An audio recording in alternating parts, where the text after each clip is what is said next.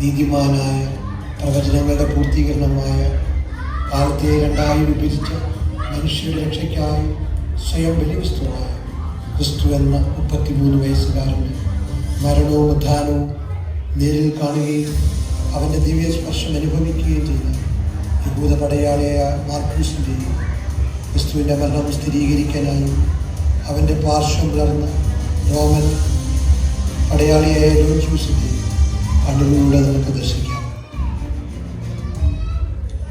BMC അവതരിപ്പിക്കുന്നത് ബുദ്ധിധരിത.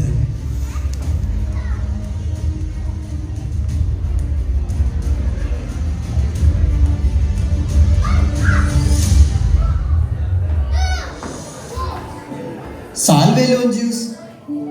Hey മാർക്കൂസ്, എന്തൊക്കെയുണ്ട് വിശേഷങ്ങൾ? വിശേഷങ്ങൾ അനവധിയുണ്ട്. പ്രത്യേകമായി എനിക്ക് കിട്ടിയ സഖ്യം അതുതന്നെയാണ് എനിക്കും പറയാനുള്ളത്. ഞാൻ കേട്ടു നിനക്ക് കാഴ്ച കിട്ടിയ വിവരം. അത് കേൾക്കാൻ എനിക്ക് അതീവ താല്പര്യമുണ്ട്. അതോർക്കുമ്പോൾ തന്നെ എൻ്റെ ഹൃദയം വല്ലാതെ പിടിക്കുന്നു. എനിക്കായിരുന്നു അന്ന് ശിക്ഷ നടപ്പാക്കുന്നതിന് വരുന്നുണ്ട്. വാ, നമുക്ക് ഗോൽക്കുത്തയിലേക്ക് പോകാം.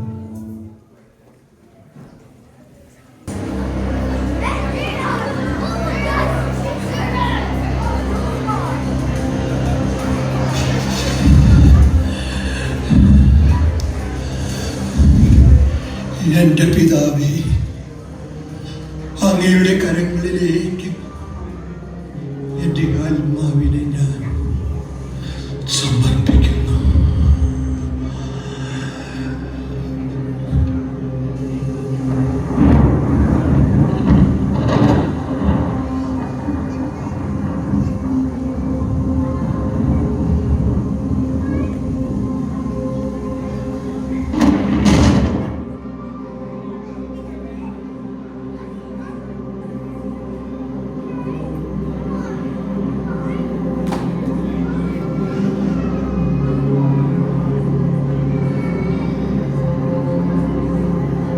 ഈ മനുഷ്യൻ സത്യമായ ഒരു നീതിമാനായിരുന്നു.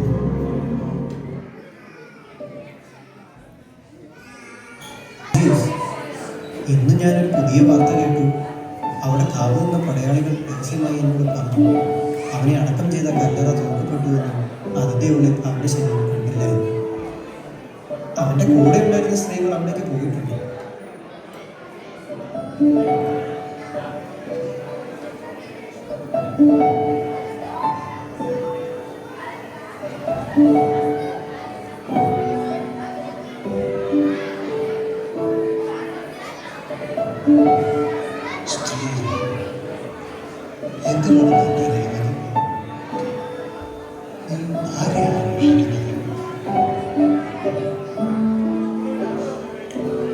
പ്രഭു,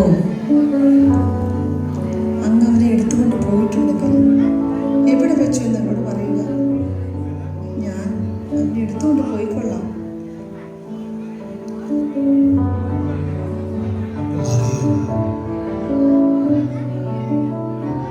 പ്രഭുവിനെ